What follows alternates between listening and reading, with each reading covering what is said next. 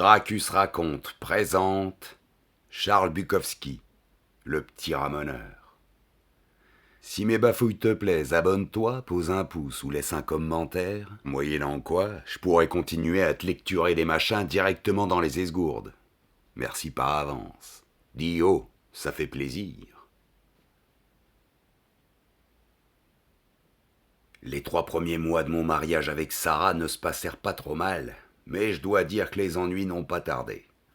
Sarah cuisinait bien, et pour la première fois depuis des années, je mangeais convenablement. J'ai commencé à prendre du poids, et Sarah a commencé à se plaindre. Henri, tu as de plus en plus l'air d'une dinde qu'on engraisse pour le nouvel an. C'est vrai, mon lapin. J'étais magasinier chez un concessionnaire automobile, et j'avais du mal à joindre les deux bouts. Mes seules joies étaient la bouffe, la bière et l'amour avec Sarah. C'est pas ce qu'on appelle une vie bien remplie, mais il faut faire avec ce qu'on a. Sarah me comblait. Tout en elle s'épelait S-E-X-E. Je m'étais vraiment branché sur elle à l'arbre de Noël des employés du dépôt. Sarah était secrétaire. J'ai remarqué qu'aucun des types n'osait l'aborder pendant la petite fête, mais je n'ai pas compris pourquoi. Je me suis approché, nous avons bu un verre et discuté. Sarah était merveilleuse. Pourtant quelque chose me gênait dans ses yeux. Elle vous dévisageait sans jamais cligner. Elle est allée aux toilettes, et je me suis dirigé vers Harry, le camionneur. Écoute, Harry, pourquoi personne ne fait de gringue à Sarah ? C'est une sorcière, mon vieux. Une vraie. Patouche. Les sorcières n'existent pas, Harry. C'est prouvé. Toutes ces femmes qu'on a brûlées dans le temps, c'était une horrible erreur. Il n'y a pas de sorcières. On a peut-être brûlé un paquet d'innocentes, je n'en sais rien. Mais cette salope est une sorcière, crois-moi. Elle a besoin de compréhension, c'est tout. Elle a besoin d'une victime. Qu'est-ce que t'en sais ? Les faits, 2 types déjà. Manny, un vendeur, et Lincoln, un employé. Et alors ? Ils ont disparu sous nos yeux, comme ça, petit à petit. On les a vus se liquéfier. Hein ? Je préfère pas en parler, tu vas croire que je déraille. Harry s'est éloigné, et Sarah est revenue des toilettes, très belle. Qu'est-ce que Harry t'a raconté sur moi ? Qui te dit que j'ai parlé avec Harry ? Je le sais. Il n'a pas dit grand-chose. De toute façon, c'est des conneries. Je l'ai rembarré et il est jaloux. Il adore dire du mal des autres. Les opinions de Harry me laissent froid. Toi et moi, on va baiser, Henri. Sarah est venue chez moi après la fête, et je peux vous dire qu'on ne m'avait jamais fait l'amour comme ça. La femme des femmes.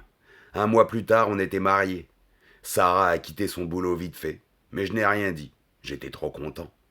Elle cousait ses robes et se coupait les cheveux toute seule. Une femme remarquable, oui. Très remarquable. Comme j'ai déjà dit, au bout de 3 mois, elle s'est mise à me chicaner sur mon poids. Au début, elle plaisantait gentiment, puis ça a tourné à l'aigre. Et un soir où je rentrais du boulot, « Enlève ces fringues dégueulasses !»« Qu'y a-t-il, chérie ?»« Tu m'as entendu, salopard ! À poil !» Ça avait un peu changé depuis notre rencontre. J'ai enlevé mes fringues et mon caleçon, et je les ai jetés sur le canapé. Sarah me toisait. « Burk, un vrai sac à merde !»« Quoi, chérie ? Je dis que tu ressembles à un tonneau de merde. »« Enfin, qu'est-ce qui te prend, mon lapin ? Tu cherches des histoires ? » ?»« La ferme ! Regarde autour de ton ventre, des vrais pneus !» Sarah avait raison. On aurait dit un petit polochon de graisse qui me rembourrait les hanches. Elle a serré les poings et cogné mes pneus à coups redoublés. Il faut taper, casser la graisse, faire exploser les cellules. Elle a encore cogné, plusieurs coups. Aïe, chérie, tu me fais mal. Parfait, tape toi-même maintenant. Hein ? Allez, plus vite que ça. Je me suis cogné avec énergie. Quand j'ai arrêté, les pneus étaient toujours là, mais extrêmement rouges. On va te débarrasser de cette merde. Je me suis dit, c'est ça l'amour, et j'ai décidé de coopérer. Sarah a commencé à rationner mes calories. Fini les fritures, le pain, les patates et les sauces. J'ai tenu bon sur la bière, histoire de lui rappeler qui était le chef ici. Non, non et non. Pas question de me passer de bière. Je t'aime beaucoup, mais je garde la bière. Très bien. On se débrouillera autrement. Se débrouiller pourquoi ? Eh bien, pour faire gicler ta graisse. Pour te rétrécir jusqu'à la bonne taille. Et qu'est-ce que la bonne taille ? Tu verras bien. Chaque soir, au retour du boulot, c'était la même question. Tu t'es frappé le ventre aujourd'hui ? Oh là là, oui. Combien de fois? 400 coups de chaque côté, et sec. Je me baladais dans les rues en me battant les flancs. Les gens me reluquaient, mais qu'importe. Moi au moins j'essayais d'arriver à quelque chose. Ça marchait superbement. Je suis passé de 100 kilos à 91, puis de 91 à 83. Je me sentais rajeunir de 10 ans. Tout le monde me félicitait. Tout le monde sauf Harry, le camionneur. Un jaloux, évidemment, qui n'avait pas pu se sauter Sarah. Un merdeux. Un soir, je suis descendu en dessous de 80. J'ai dit à Sarah: tu ne crois pas que ça suffit? Regarde-moi. Mes pneus avaient fondu depuis belle lurette. Mon ventre était creux et j'avais l'air d'aspirer mes joues. Si j'en crois les tables, dit Sarah, tu n'as pas encore la bonne taille. Écoute, je mesure 1m83. Quel est le bon poids? Elle a eu cette réponse bizarre. Je n'ai pas dit bon poids, mais bonne taille. Nous entrons dans un âge nouveau, l'âge atomique, l'âge de l'espace et surtout l'âge de la surpopulation. Je vais sauver le monde. Je vais résoudre le problème de la surpopulation. C'est le point crucial. Laissons à d'autres la pollution. La solution à la surpopulation réglera la pollution et plein d'autres choses. Qu'est-ce que tu racontes? J'ai décapsulé une bouteille de bière. Ne t'en fais pas, tu verras bien. Puis j'ai remarqué qu'à chaque pesée, si je perdais encore du poids, je n'avais plus du tout l'air de maigrir. Bizarre. Puis j'ai remarqué mes pantalons. Ils me descendaient sur les chassures, imperceptiblement. Et mes manchettes me descendaient sur les poignets. En bagnole, je me sentais loin du volant. J'ai rapproché le siège d'un cran. Un soir, je monte sur la balance. 70 kilos. Écoute, ça, je ne comprends pas. Quoi? J'ai l'impression de rétrécir. Rétrécir? Oui, rétrécir. Imbécile. On ne rétrécit pas, c'est impossible. Tu as déjà entendu parler d'un régime qui rétrécit les os? Les os ne sont pas élastiques. Le calcul des calories n'agit que sur les graisses. Ne dis pas de bêtises, on ne rétrécit pas. Sarah a rigolé. D'accord, dis-je. Viens ici. Prends ce crayon. Je me mets contre le mur. Quand j'étais môme, ma mère faisait ça pour mesurer ma croissance. Tu tires un trait au-dessus de ma tête, là où le crayon touche.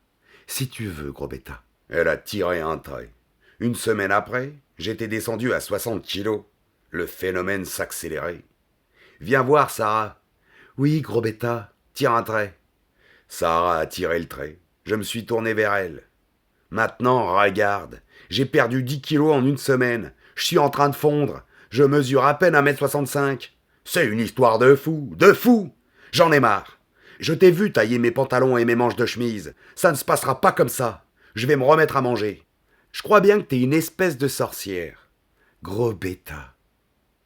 Peu après, le patron m'a convoqué. J'ai grimpé dans le fauteuil en face de son bureau. Henry Maxon Jones Jr. Oui, monsieur. Vous êtes bien Henry Maxon Jones Jr.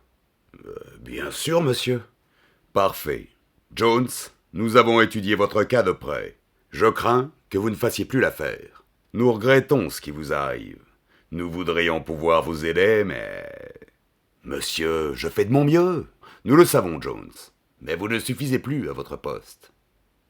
Il m'a mis dehors. Bien sûr, on m'enverrait mes indemnités. Quand même, c'était petit de sa part de me virer de cette façon. Je n'ai plus bougé de chez moi avec Sarah. Pire que tout, elle m'entretenait. Je n'arrivais même plus à ouvrir la porte du frigidaire. Puis Sarah m'a passé une petite laisse en argent. Je ne mesurais plus que 60 centimètres. Je devais monter sur une petite chaise percée pour chier. Comme convenu, j'avais toujours droit à la bière. Ah, disait Sarah, mon toutou à moi. Si petit, si mignon. Pour l'amour aussi, c'était terminé. Tout avait fondu en proportion. Je lui montais encore dessus, mais au bout d'un moment, elle m'enlevait et se mettait à rire. Tu essaies encore, vilain canard. Je ne suis pas un canard, je suis un homme. Oh, le charmant petit bonhomme. Sarah me soulevait et m'embrassait avec ses lèvres bien rouges. Elle m'a fait descendre jusqu'à 20 centimètres. Elle m'emmenait faire les courses dans son sac, et je pouvais regarder par les trous qu'elle avait percés dans le cuir. Je dois lui reconnaître une chose. Elle m'avait laissé ma bière. Je buvais avec une paille. 1 litre durait 1 mois, contre 3/4 d'heure dans le bon vieux temps. Je m'étais résigné. Je savais que si elle le voulait, elle pouvait m'anéantir. 20 centimètres. Une toute petite vie a l'air formidable quand on approche du bout. Donc, je faisais rire Sarah. Et c'était tout ce que je pouvais faire. Elle me fabriquait des petits costumes et des souliers, et me posait sur la radio, mettait de la musique et disait « Danse, Tom Pouce, danse, mon minou, danse, petit clown. » Je ne pouvais pas aller chercher mon chômage, alors je dansais. Et Sarah claquait les mains en riant. Vous savez, j'avais très peur des araignées, et les moustiques étaient dodus comme des aigles, et un petit chat aurait pu m'attraper et me torturer comme un souriceau. Pourtant, la vie était toujours belle. Je dansais, je chantais, je m'accrochais. Le plus petit des hommes se satisfait toujours du peu qu'on lui laisse. Quand je chiais sur le tapis, je prenais une fessée. Sarah mettait des feuilles de papier partout et je chiais dessus. Puis j'en arrachais des petits bouts pour me torcher. On aurait dit du carton. J'attrapais des hémorroïdes, des insomnies à n'en plus finir. Je me sentais minable, coincé. Paranoïa? Je compensais par la danse, la musique. Et puis Sarah me donnait toujours de la bière. J'avais arrêté de rétrécir. Ça devait lui suffire. Pourquoi? Ça me dépassait. D'ailleurs, tout me dépassait. Je composais des chansons pour Sarah. C'était toujours le même titre. Chansons pour Sarah. Je ne suis qu'une petite torve, mais ça me suffit jusqu'à ce que je tringle. Alors seulement je voudrais être torve, mais je n'ai qu'une putain de tête d'épingle. Sarah applaudissait. Elle riait. Tu veux devenir amiral de la reine, apprends des grands et à lécher le cul. Mesure 20 cm et quand pisse la reine, tu peux mater tranquille le gros jet de son quoi. Et Sarah claquait des mains, et Sarah rigolait. Allons, tout allait bien. C'était ça la vie. Mais une nuit, ce fut l'horreur. Je faisais mon numéro pour Sarah, à poil sur le lit, et qui riait, claquait des mains et picolait. Elle tenait la forme cette nuit-là. Du grand Henri. Puis le dessus de la radio s'est mis à chauffer, comme d'habitude, à me brûler les pieds. C'était intenable. Chérie, j'en ai assez. Descends-moi. Donne-moi une bière. Pas de vin, c'est un vrai picrate. Donne-moi un dé à coudre de cette bonne bière. Tout de suite, mon tendre. Tu as été formidable ce soir. Si Manny et Lincoln avaient dansé comme toi, ils seraient là avec nous. Mais ils ne voulaient ni chanter ni danser, ces rabat-joie. Pire que tout, ils se sont opposés à la solution finale. C'était quoi, la solution finale? Allons, mon tendre, bois ta bière et détends-toi. Je veux que tu apprécies à fond la solution finale. Tu m'as l'air beaucoup plus doué que Manny ou Lincoln. Je crois bien que nous avons réussi la synthèse des extrêmes. Pourquoi pas, dis-je en sifflant ma bière. Remets-moi ça. Et c'est quoi la synthèse des extrêmes? Bois ta bière, mon petit mignon. Tu le sauras assez tôt. J'ai fini ma bière et l'horreur est arrivée. La pire des horreurs.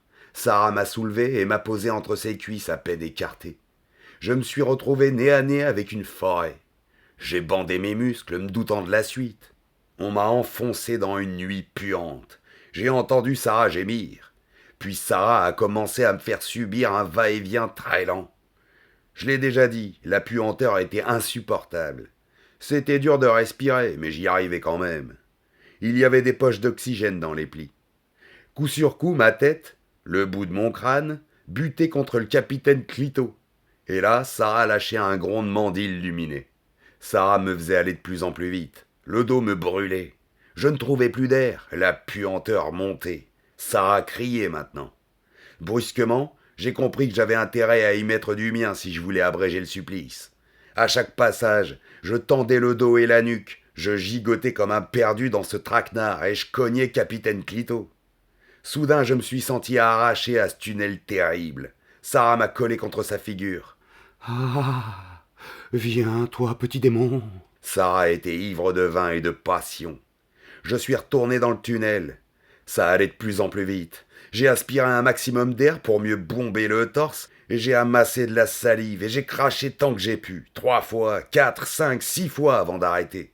La puanteur dépassait l'imagination, et alors, enfin, je me suis retrouvé dehors. Sarah m'a posé à côté de la lampe et a couvert de baisers ma tête et mes épaules. « Oh, chérie, précieuse petite bite, je t'aime. » Sarah m'a encore embrassé de ses horribles lèvres peintes, et j'ai vomi.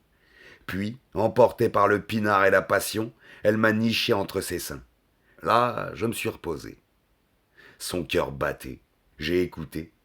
Sarah m'avait débarrassé de cette putain de laisse en argent, mais rien à faire. Je ne me sentais pas vraiment libre.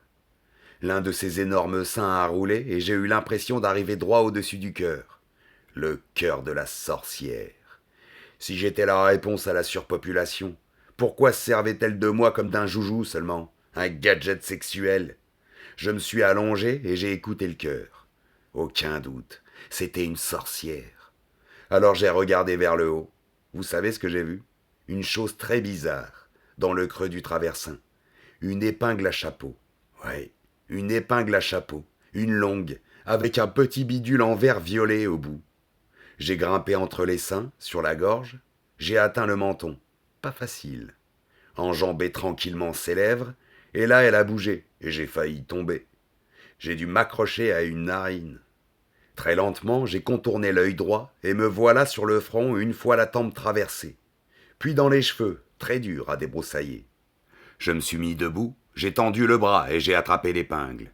Ça a été plus rapide à la descente, mais plus dangereux. J'ai failli perdre l'équilibre plusieurs fois. Une chute et tout était fini. J'ai rigolé tellement la situation était grotesque. Tout ça à cause de l'arbre de Noël de la boîte. Bonne fête les gars. Enfin je me suis retrouvé sous l'énorme sein. J'ai posé l'épingle et j'ai tendu l'oreille. Je cherchais l'endroit précis. J'ai localisé un point juste sous un petit grain de beauté. Je me suis levé, j'ai empoigné l'épingle et son bidule en verre violet, scintillant sous la lampe. Je me suis dit, pourvu que ça marche. Je mesurais 20 centimètres et j'estimais l'épingle à 35. Le cœur ne devait pas être si loin que ça. J'ai levé l'épingle et je l'ai plongée juste sous le grain de beauté. Sarah s'est tordue, convulsivement. Je m'accrochais à l'épingle à chapeau. Elle a failli me flanquer par terre. En proportion, ça me paraissait faire 300 mètres et je me serais tué. J'ai tenu ferme. Ses lèvres lâchaient des bruits curieux. Sarah s'est mise à frissonner de partout comme une femme qui a très froid. Je me suis dressé et de tout mon poids, j'ai enfoncé les 10 centimètres qui restaient jusqu'à ce que la jolie boule de verre violet touche la peau. Sarah ne bougeait plus. J'ai écouté. J'ai entendu le cœur. Une, deux, une, deux, une, deux, une. Plus rien. Avec mes petites mains d'assassin, j'ai agrippé la couverture et j'ai fait le voyage jusqu'au plancher. Je mesurais 20 centimètres, mais j'existais. J'avais faim et peur. J'ai trouvé un passage dans les volets de la chambre. J'ai attrapé une branche de buisson, j'ai grimpé dessus et trottiné le long de la branche jusqu'au cœur du buisson. J'étais le seul à savoir que Sarah était morte, mais ça n'arrangeait pas vraiment mes affaires. Si je voulais me tirer de là, il fallait trouver à manger. Je pouvais pas m'empêcher de me demander comment réagirait le tribunal. Étais-je coupable? J'ai arraché une feuille et j'ai essayé de la croquer. Berk! Puis j'ai vu la dame dans la cour qui amenait du mou pour son chat. J'ai rampé hors du buisson et je me suis traîné jusqu'au mou, l'œil sur la bestiole et ses évolutions. Je n'avais jamais rien bouffé d'aussi écœurant, mais je n'avais pas le choix, je me suis empiffré. Une charogne aurait eu meilleur goût. Puis j'ai regagné le feuillage et je me suis niché entre les branches. Et voilà, avec ses 20 centimètres, la solution à la surpopulation perchée sur un buisson avec du mou plein les tripes. Je vous épargne les détails, les fuites devant les chats, les chiens, les rats, me sentir grandir millimètre par millimètre, les regarder emporter le corps de Sarah, retourner à la maison et me casser le nez, encore, devant la porte du frigidaire. Et le jour où le chat a failli me piquer à manger dans son bol, j'ai dû les mettre vite fait. Je mesurais bien 30 centimètres maintenant. Je grandissais, je faisais même peur aux pigeons. Quand les pigeons ont peur de vous, c'est signe que vous commencez à compter. Un jour j'ai cavalé dans la rue en me cachant dans l'ombre des bâtiments, crapahutant jusqu'au supermarché avant de me dissimuler sous un stand à journaux devant l'entrée. Une grosse dame s'est pointée, la porte automatique s'est ouverte et je suis entré sur ses talons. Un type au guichet m'a aperçu derrière la bonne femme. « Hé, qu'est-ce que c'est que ce truc ?» « Quel truc ?» a demandé un client. « J'ai dû avoir une vision, » a dit l'employé. Enfin, j'espère. Je me suis faufilé jusqu'à la réserve sans me faire voir et je me suis planqué derrière les boîtes de haricots. La nuit venue, je suis sorti de mon trou et j'ai fait un bon gueuleton. Salade de pommes de terre, cornichons, jambon, pain de seigle, chips et bière. Bière à gogo. C'est vite devenu une routine. Jour après jour, je restais planqué dans la réserve et je sortais la nuit pour me faire une petite orgie. Problème avec ma taille, j'avais de plus en plus de mal à me dissimuler. J'ai repéré le coffre où le gérant bouclait la recette du jour. Le gérant partait toujours le dernier. J'ai compté les déclics de la combinaison. Voyons, 7 à droite, 6 à gauche, 4 à droite, 6 à gauche, 3 à droite, et clac. Je galopais au coffre tous les soirs et j'essayais la combinaison. J'avais dû construire un escalier avec des cartons pour arriver au cadran. Rien à faire, mais je m'accrochais, toutes les nuits.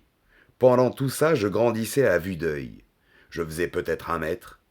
Le magasin avait un petit rayon vêtements, et je devais passer d'une taille à l'autre. La surpopulation redevenait un problème. Enfin, une nuit, le coffre a craqué. 23 000 $.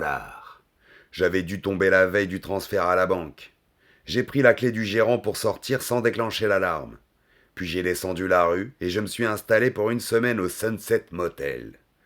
J'ai raconté à la dame que je travaillais comme nain à Hollywood. Mon histoire n'a eu aucun succès. Ni télévision, ni tapage après 10 heures. C'est le règlement ici. La dame a pris mon fric, m'a donné un reçu et fermé sa porte. Ma clé était marquée chambre 103. Je ne l'avais même pas visitée.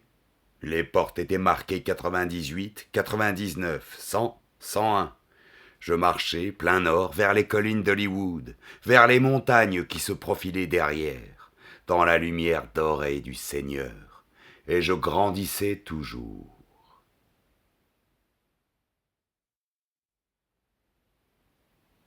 C'était Gracchus raconte, lisant du Bukowski. C'est complètement con, mais ça fait plaisir. Je dédicace cette lecture à mon pote Romain, le guitariste de Talisker, aussi appelé le social-démocrate, il padrino, et aussi d'autres petits sobriquets. Enfin, si ça t'a plu, abonne-toi, pose un pouce ou laisse un commentaire. Ça sera fort apprécié.